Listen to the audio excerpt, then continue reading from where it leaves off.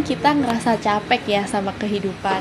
Kadang ngerasa pengen berhenti, tapi entah kenapa kaki ini selalu melangkah lagi. Soalnya buat sebagian dari kita, hidup bukan cuma soal kuliah, tapi juga soal tanggung jawab, belajar mandiri, dan buktiin kalau kita bisa berdiri di kaki sendiri. Kamu yang lagi dengerin ini juga pernah ngerasain hal yang sama. Ngerjain tugas di sela-sela kerja, makan malam cuma pakai mie instan, tapi tetap berusaha senyum karena percaya semua perjuangan ini bakal ada hasilnya nanti.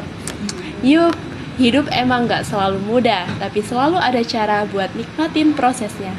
Kayak lagu ini buat nemenin kamu yang lagi berjuang, entah di meja kasir, di depan laptop, atau di halte nunggu bus.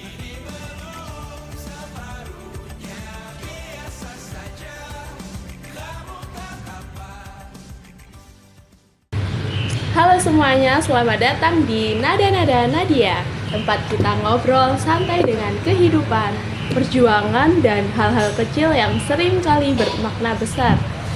Episode kali ini aku akan membahas tentang menjalani kuliah sambil bekerja.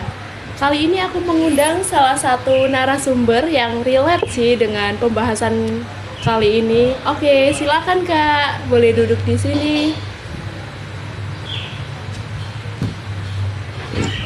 Hai, gimana nih kabarnya? Alhamdulillah kabar aku baik. Kamu sendiri gimana nih, Nat? Alhamdulillah sih. Oke. Gimana sih Kak? Boleh diceritain awal mula kok bisa bekerja sambil kuliah? Awal mula kerja sambil kuliah. Kalau cerita aku nih ya, dulu itu sebenarnya habis lulus SMA, aku emang mau daftar ke PTN. Iya. Tapi emang udah takdirnya waktu itu belum keterima SNMPTN ya waktu itu ya, angkatannya kita. Itu juga nggak keterima, terus nyoba SBM yang pertama juga ketolak juga. Nah, terus aku waktu itu sebenarnya hopeless banget, frustasi banget, kayak ngelihat wah, teman-teman aku semuanya udah punya tujuan buat kuliah nih, kampus ini bener, gitu ya.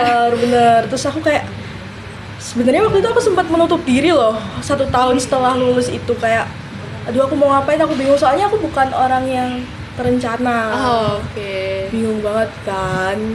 Terus habis itu di tahun kedua aku nggak sengaja ke Surabaya, terus habis itu ternyata ada tawaran kerja kebetulan dari teman aku. Terus iseng nyoba, ya udah akhirnya aku mutusin buat kerja. Padahal waktu itu sebenarnya aku benar-benar nggak mau banget nih. Mauku ya lurus, tujuan hidupku kuliah dulu, habis itu baru kerja. Tapi kebalik ya, harus kerja dulu baru kuliah. Oh, bener. Terus habis itu aku nggak nyerah. Di tahun pertama kerja itu setelah 6 bulan aku nyoba lagi SBM PTN lagi. Tapi ternyata waktu itu ketolak juga. Nah, sempet bimbang di pertengahan tahun awal-awal kerja mau nerusin kerja atau berhenti buat kuliah, atau ternyata ada opsi lain nih, kerja sambil kuliah. Berarti sampai saat ini kakaknya lagi kerja sambil kuliah ya? Bener banget. Okay. Itu 2 kehidupan yang sekarang lagi aku Oke, kalau boleh jujur nih Kak, kan nggak mudah ya menjalani kuliah sambil bekerja.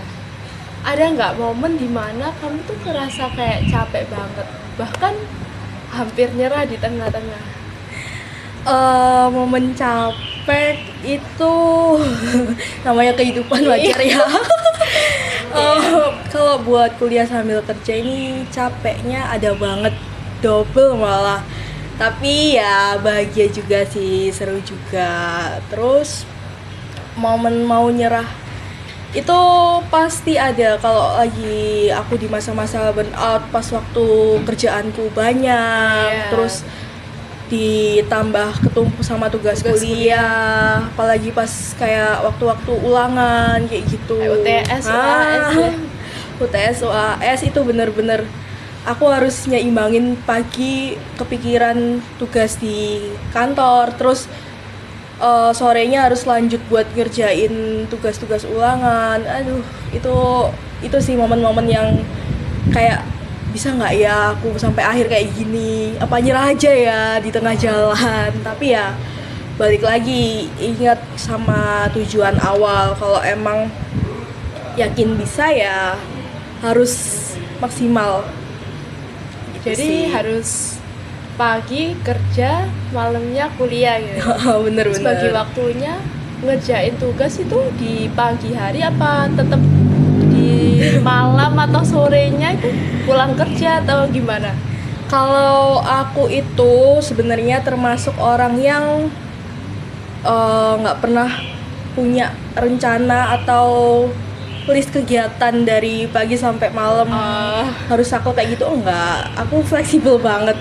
Malah Jadi nentuin waktunya longgarnya di mana gitu ya. bener, cuman emang kayak kalau dari bangun tidur terus kerja aku kan masuk jam 8 sampai jam 5, itu aku udah bener-bener harus fokus di kantor karena tugas kerjaan aku juga banyak banget dan itu nggak bisa mikirin tugas kuliah. Nah setelah itu pulang dari kantor kan kuliah sekitar 2-3 jam. Nah pulangnya aku harus nyempetin banget, emang kalau ada tugas ya harus benar-benar dikerjakan habis pulang kuliah. Itu biasanya ya udah sewajarnya mahasiswa juga nggak sih kalau misalkan kita ngerjain tugas tengah malam bahkan sampai nggak tidur ya. Itu wajar ya menurut Iya. aku. Jadi ya apalagi sambil kerja ya pasti kerjaan tugasnya ya tengah malam kayak gitu. Karena ada nggak sih Kak kayak kata-kata yang kayak orang-orang itu sering bilang burnout itu nyata dan banyak mahasiswa itu yang pengen produktif tapi malah kehilangan semangat karena itu tadi kembali yang dari awal dia sudah nggak bisa untuk ngatur waktunya dengan baik. Banyak ya Kak? Banyak banget. Kalau tentang sebenarnya nih ya tips, aku pernah neliti tentang manajemen waktu. Itu ada teori tes komitmen. Jadi emang kita itu harus berkomitmen sama diri sendiri, terus tentang pembagian waktu, terus ngatur waktu juga, prioritas mana yang harus dikerjakan kayak gitu. Sebenarnya ya kalau misalkan emang kita serius itu pasti bisa kok disempet-sempetin ya. Meskipun maksa ya. Kalau masalah burnout, kayaknya burnout itu nggak pas kerja aja sih ya, atau nggak pas kuliah.